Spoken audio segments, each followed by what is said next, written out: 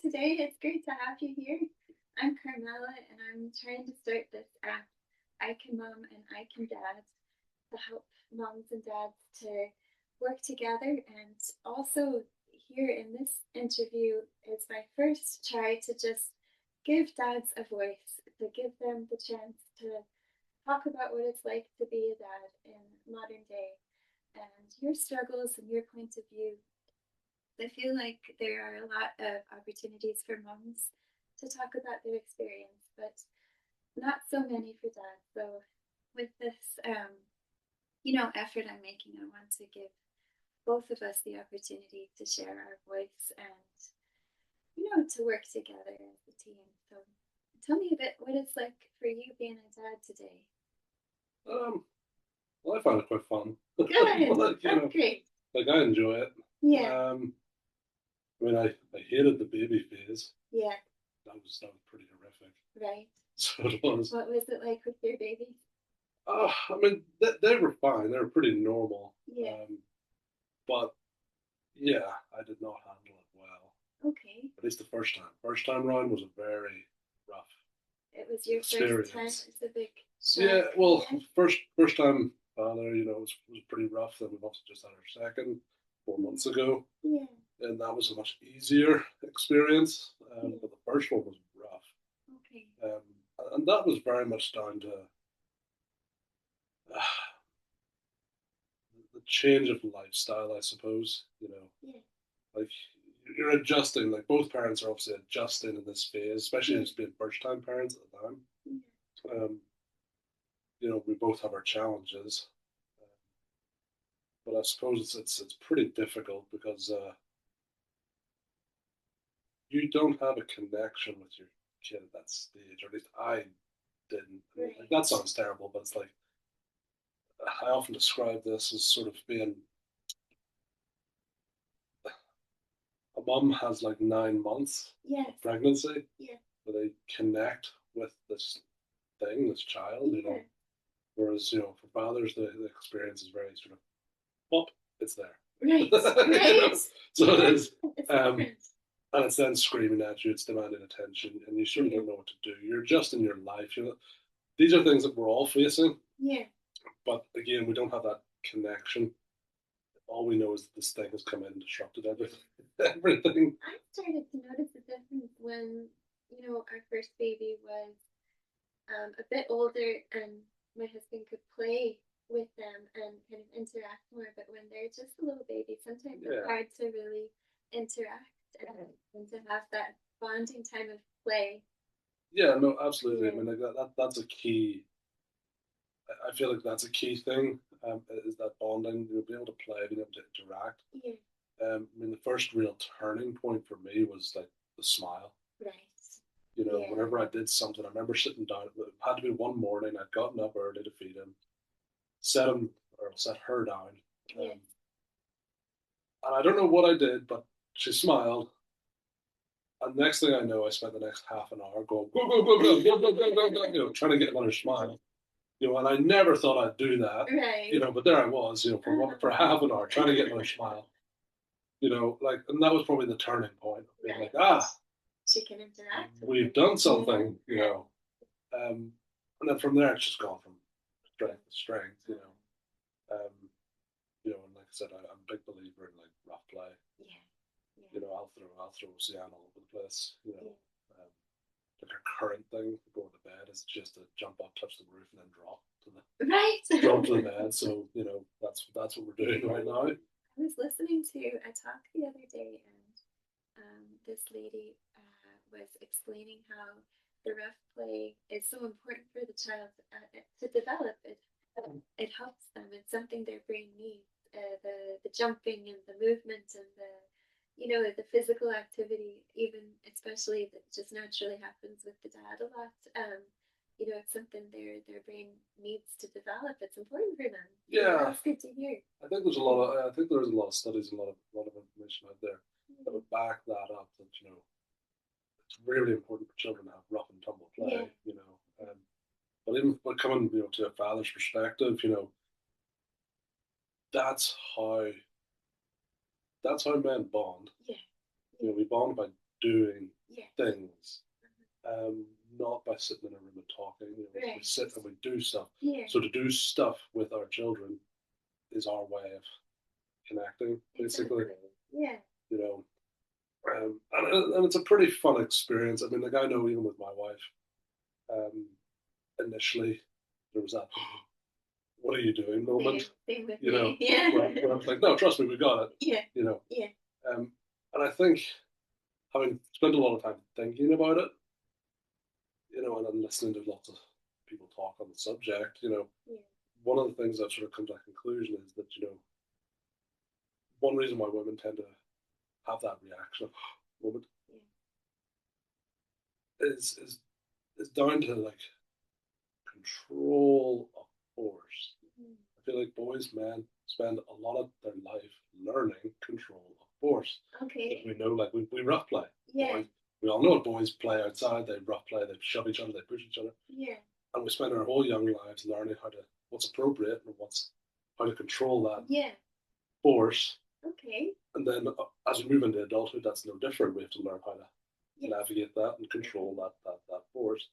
So it becomes very easy then to modulate that to children. Yeah. To the children, like we know, like oh yes, we can hurt them very easily, Sure. but we're only employing a fraction, Yeah. you know, of the strength or Yeah. control, you know. So You've been testing that all your life. yeah, so You know how to be gentle enough, but still have a bit of fun with it looks a lot more dangerous than what it actually is. So Yeah. you know, whereas how women play is different. It is. So Yeah. whenever they see us, they think it's like, oh, we're going like, oh, I'm actually genuinely throwing them across the room. You know, it's like, no, I'm maybe only using 5%, 10% strength. You know, Yeah. this is a very calculated move that like I'm going to throw them, but not hard enough to hurt at the other end. Exactly. You know, Yeah. but occasionally you get it wrong, and that's where we've all heard it. You know, with the play, then you know, like occasionally you get it wrong. You know, it's or something unexpected happens. But again, that's also a learning part for both, you know, the parent and the child. You know, the child has to learn. Sometimes you do get hurt. You know, like and how to deal with that. That's true. Like that's how the child learns. You have to let them do things that are a little bit dangerous, you know, so that they learn, you know, and that's hard for moms to do, and it's something I've had to learn as I go. But you know, no, it's great for them to go and try and balance on something, and you know, different things like that. And the mom doesn't always have to be there holding their hand. You know, it's hard. It's a process helping as a mom to help your child.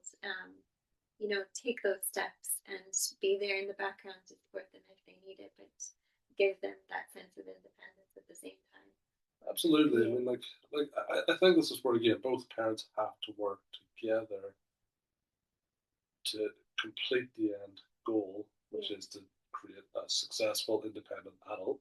Exactly. You know, so there's many things that need to be achieved for that to happen. You know, and we go about it differently through our life experiences. You know, I heard it being put in a very good way is that you know, mums will typically focus on the internal. You know, so that's the you know, come give me a hug, the emotional, you know, side of it. Excuse me, and then men tend to be much more of a turn around, face the world. That's what you've got to deal with. Go deal with it. You know, so I'm going to show you how to deal with it. But again, most men will also be quite useless. Well, they're not useless, but their toolkit is not perfectly aligned with the emotional side of things. For example, you know, like I've caught myself where like I said, my children fall over, and I'm like, you know, I think you're fine. You know, a little part of me in the back of my head's going, no, that's really not the case. But of course, my wife will come over. She can look after me like, I think you're being a bit harsh. And I'm like, maybe you're right. You know, like maybe you're right. But it works both ways. You know, there's times where, you know, I think she's maybe a bit too soft, and I'm like, I think that's the wrong call.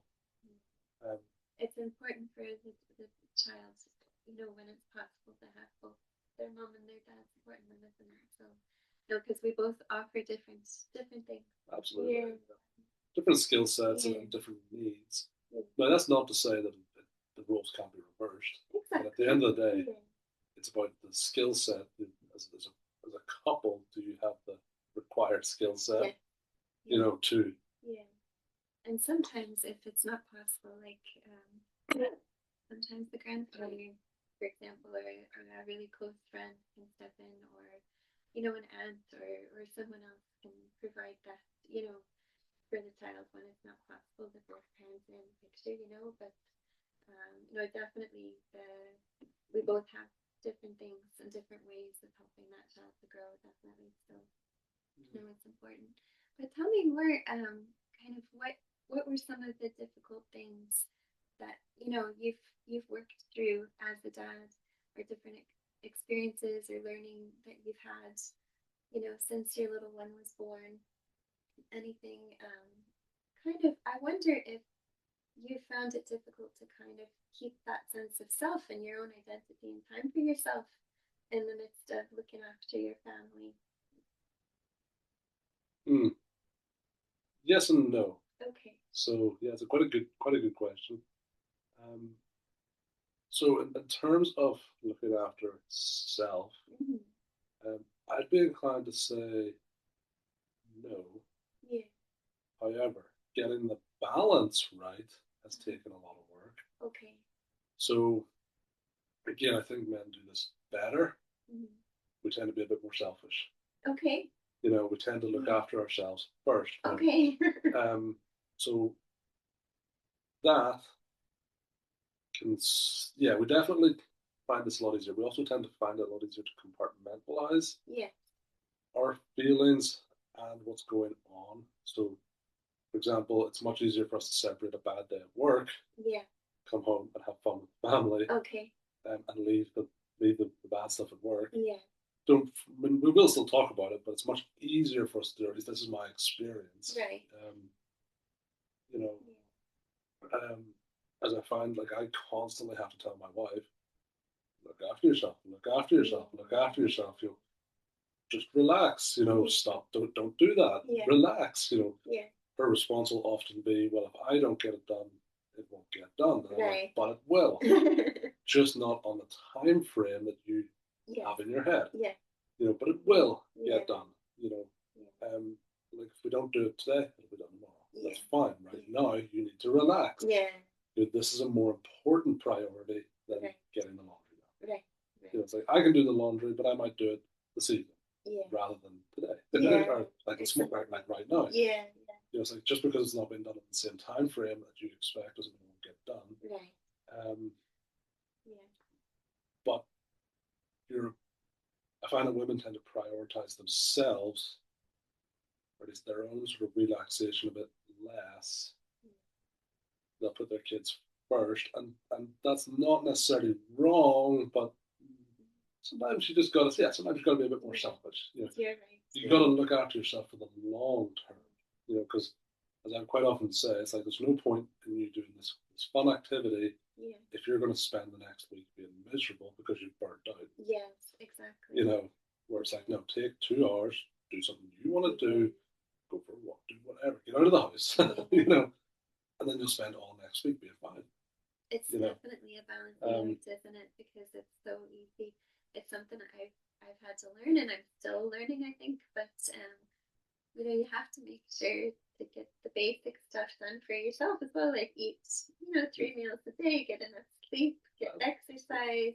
See your friends and keep in touch with your family. Things like this that are so easy to kind of forget if you're really, trying to just make sure all the kids have what they need, and you just get overwhelmed with everything and you forget about your own basic needs. So, but then if you do that and you don't look after yourself, then you find yourself, running on empty, and you start to not be the parent you want to be, and you start to kind of snap at the kids or get angry more easily, and things like this, where if you kind of learn to tell the kids sometimes, mom just needs a minute to finish your lunch, or whatever. I really just feel like I need to wash these dishes right now because that'll just make me feel so much better if I know that the dishes are done. Like, and then we can play. Yeah. And things like that. Or I just need to go take a nap. Yeah. Sometimes there are things like this. But it definitely is hard because you feel bad. You're full of guilt when you say no to the child, or I can't do that right now. But you shouldn't feel bad. Like it's No, I mean, yeah. as I would sort of explain, I've said it to my wife before, is that we're trying to teach our kids to be part of the family. Yeah. They are not the family. Yeah. They're part of a unit. We all have to look after each other, and it can't always be them first. Yeah. And I think that's an important life lesson for kids too, because if they grow up thinking, well, I come 1st, Exactly. You're very right. And I also, as they get older, I try to encourage them, like, maybe you could help out with a few things around the house. Like, I remember when when all my kids were around 2 or 3, I let them help me sweep the floor, like, because they enjoyed it, and I gave them like a baby wipe, and they wiped the countertop. They enjoyed doing little things like that, and now everybody helps me fold the clothes. We all go in the kitchen, dump them on the table, and we all fold until it's done, because otherwise there's just too much. So different things like that, it's great for them to take part when they can. Absolutely, I think it's realizing that I think a lot of people make this mistake that I have to entertain my kids. And it's like, no, quite often your kids just want to be with you. Yeah. Doing something. They don't really care what it is. Exactly. But especially in the early days, they just want to be in your presence. So it's like, well, okay, I'm gonna I've been folding our clothes many times. And I've tried to teach her how to match socks. Right. So it's like, here, go find that sock. Yeah. That's a great So they dive into the pile and they start trying to find the sock, and they come back with clearly not the right sock. And you're like, no, that's not the right sock. Yeah. But they're having a good time. Now they get bored and they walk away, and that's fine. Yeah. Exactly. But they're not at the stage yet where I'm going to be like, no, stay till it's done. Yeah. Yeah. But keep it positive. But again, I'm also quite happy for them to learn to go and do things without me. Yeah. It's like, well, go play in your room. Go find your own entertainment. Follow the spider that's crawling across the floor. Do whatever's entertaining. Exactly. And that's an important skill. It is. It is so important, and it's great to be able to tell the kids, we don't have anything planned today. What would you like to do? And we kind of let them come up with ideas of, oh, we could go to the park, or we could go to the library, or let's make a train track, or let's build something with the Duplo or the Lego, or like they are just full of ideas if you let them, if you give them the opportunity instead of feeling like you need to entertain them. Yeah, like you don't have to find the solution to every single problem. It's like, let them come to that. That's part of life. Yeah. You're going to have to do it sooner or later. Exactly. If it makes your life a little bit easier, well, win-win. I'd love to hear more about the summer scheme that you're starting, because it sounds great. That same type of thing, getting kids out in nature and stuck in and trying different things. So tell us a bit about that. Yeah, so obviously we run the top tier adventure summer scheme. Yeah. So that's starting up this year. And again, we try to work with kids with the ethos of letting kids just be kids. Yeah. So important. We're out in environments that do contain risk. Obviously, all the major risk has been handled and sort of risk assessed and managed as best as we can do it. That's what our instructor team's for. But we're also not terrified of kids slipping, bumping, taking a few knocks. That's what happens. Yeah. So they're out there, they're learning fine motor controls, which is again lacking in many ways these days. Yeah. They're learning risk assessing, because they've got to be able to look at it and go, is that really a smart thing to do? Yeah. But again, they just get to explore. Like, it's like, what's under the rock? Pick it up, find out. Yeah. Like, what's that bug taste like? I don't know. Eat it. Yeah.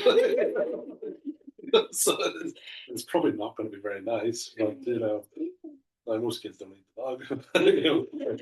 they're that advanced. So it's, You know, what were the ages again? 8 to 14. 8 to 14, lovely. But yeah, it's just about getting the kids out there, Yeah. having a bit of fun. You know, doing good activities like they Yeah. do gill scrambling, so that's like walking up rivers, climbing over waterfalls, things like that. There's climbing, abseiling, um, bushcraft, so fire building, all that. Carry on. We're doing a bit of cooking on the fires too. Wow. We'll also do a bit of coasteering, so we might go up to the north coast if the group's appropriate. So we get to do a bit of cliff jumping, you Wow. know, sea swimming, things like that. That's quite fun.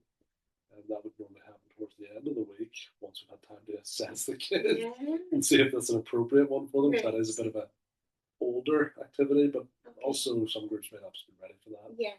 You know, it could be a bit more intense. Yeah. And how have you learned how to do all these things? Well, I was brought into it when I was in school. Yeah. One of my teachers um, just ran an after school club basically, and he did canoeing, climbing. Great. And we just fell in with that. And then I did my Duke of Edinburgh through him as well. And that sort of probably placed the seed of doing this, you know. So I went through life, went to university, did all that. Wasn't particularly happy doing what I was doing, so I opted for a bit of a gamble, was to go into the outdoor industry, which is a bit of an unstable working environment, but it's kind of what you wanted to do. So we went back to university, studied outdoor leadership, got our certifications, I've just been working in it ever since, you know. So we've been instructing, helping to, well, I've been the coordinator for the Scout Centre down in Crawfordsburn for many years. Brilliant. And then I sort of decided to run my own business. You know, so yeah, kind of the joys of being able to do what you want. Yeah. You know, how you want it. Yeah. Without having to get permission from someone else. Great. You know, as I'm very sort of like said, focused on development. So to me that's the big thing about the outdoors. It's great for development. Yeah. And mental health as well. Like I think it's a really important thing. It's so important. I try and get outside every day, a few times a day if I can. It just makes such a difference. You know, ever since I had my first baby, I noticed I really needed that. And just getting outside to refresh your mind, and, you know, get even a bit of light exercise. You know, it doesn't have to be too strenuous or anything, but no, it does a world of good, doesn't it? Just for your outlook on life and just that time to just be able to process and think and ponder. And yeah, no, that's brilliant. So you're going to do this summer scheme for young people 8 to 14. And then you're also thinking about starting some other kind of get-togethers for either families or fathers and sons. So we're also looking to run lots of different programs. But one idea that's been sort of knocking around my head has been the father-son weekend. So it's essentially built around camping in the mountains. Which mountains? More mountains, but it could potentially be in other mountains too. Okay. It just depends on what the program's going to be. But this is just a vague idea at the moment. But the concept would be, well, we're going to camp out in the mornings, but we're going to participate in activities as the weekend goes on. So that would be quite a number of things. It would be like, just maybe say, starting in Bloody Bridge. We're going to walk up the river. We'll do that activity. We'll come down, get changed. Then we'll maybe proceed, hike up into the mountains, you know. And then we might camp that evening and do a bit of bushcraft. Wake up the next morning and we might then hike to a climbing venue. We'll do some climbing. You know, and then we'll spend another final night out. We'll walk down, maybe down into the likes of Newcastle, Castlewellan. Or we can do some paddleboarding, maybe. You know, like, so there'll be activities just spread out throughout the event. But yeah, we're just enjoying each other's company, but also just having that bonding experience, because it comes back to what we said before. You know, boys and dads would bond by doing, you know. Now, like I said, the first idea in my head was boys and sons, or boys and fathers, sorry, but Yeah. but that idea could obviously go out to other things like some full family day or full family trips, dads and daughters. Um, you know, um, I mean, we could do the mums and daughters, um, but I feel like I would need to get a female instructor to manage that, Yeah. who also shares the same values that we're trying to Exactly. put forward. Yeah. So yeah, because I feel like it would be a bit strange having a mums and daughters and me floating around. So it is like you start so, putting somewhere and it'll progress eventually, but little by little. There's a lot of good ideas there. That sounds brilliant. Like I said, I don't think there's a lot of spaces out there anymore that really sort of help push male value. Yeah. So it is. I think there's been a lot of like villainizing happening. Yeah. Of just like male spaces. Yeah. But these must be terrible places because we like to walk around and hit things. I know. Or we like to do simple things, or we just talk, or we do. I don't know. I feel like there's a lot of unnecessary, vilification going on. I think it's a great idea trying to have that space for fathers and sons, and let them have that bonding time. And I also would love to support this space for men to be themselves and to to have the space to talk and have their voice heard, and and to show the world that there are many good fathers out there, and that they're trying to do the best they can for their families, and that we should support them, and give them that opportunity to talk to other dads and to have the support of other men who are going through similar things as they are, and have been through similar struggles, and that I think men's mental health is very sorely needing support. So I think what you're doing is great. I think it'll be really helpful. Well, thank you. But, any last words or anything before we end? Any I don't know, maybe advice you want to give to fathers from your own experience? Any last advice for them on how to help them be the dad that they want to be? I think the big thing is to listen to your partner. That is an important thing, and it is to listen. And I think it's really important that we also remember, because I think both genders can be guilty of this for sure, that we both speak different languages. So men tend to be very, very straightforward talking. Like we say almost exactly what we mean. Sometimes women don't understand that. They tend to be a bit more cryptic. So whenever women say something, men take it quite literally and go, "Well, that's what you wanted. I did it." Then they get confused why it didn't work. And then then it goes the other way around. Whenever men say something, and women are like, "Well, there must be more to it." There must be more. Is there more subtext? Is there more subtlety there? Right. We're like, no, that's literally what I'm thinking. Like I do joke with the wife that whenever she asks me what am I thinking about, and I say something, I'm like, no, it's quite literally nothing. I'll be sitting here like I don't even remember what I was thinking about 5 seconds ago. So, like it's literally nothing.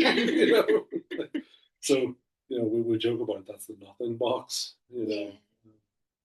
So it is, but that's the literal answer.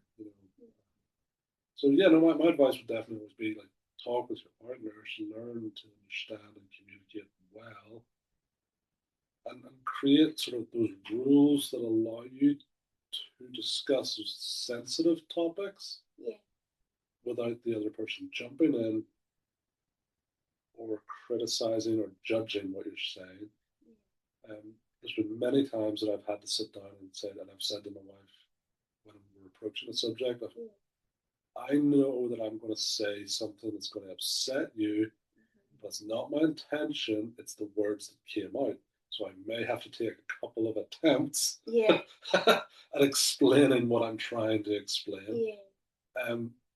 So that's kind of obviously bracing her, being like, right, okay, my first reaction to this may not be a positive, but it may not be what you mean. Yeah. So whenever I say it, I can go, okay, I can see that landed badly. Yeah. Let me try again. Yeah. It's like, right, this. And I'll have another shot at explaining it, and that's where maybe she'll turn around and go, That's what you're trying to okay, yeah. yes, I get you now. You know, that's a good idea. Just kind of give her a bit of warning that it might not come out exactly as you want to do the first time. That's just it. That's because obviously we've over time learned how we communicate, but also learned almost the limitations of it. So whenever we know, like, okay, I'm about to say something I don't quite know how to vocalize here, so it may take a couple of attempts. Yeah. Just bear with me. Yeah, you know? great. So it is like, that's brilliant. because more often than not, we're not trying to upset you. Yeah. Just trying to put a point across, but I just may not know how to do it. Yeah. You know. Okay. And you put me on the spot asking for the question now, so I think yeah. Okay. Yeah. Let's attempt it. No, that's great advice. No, yeah. Thank you so much for meeting today, Matthew. I really appreciate it. Yeah. Okay. Well, best of luck with your business adventure.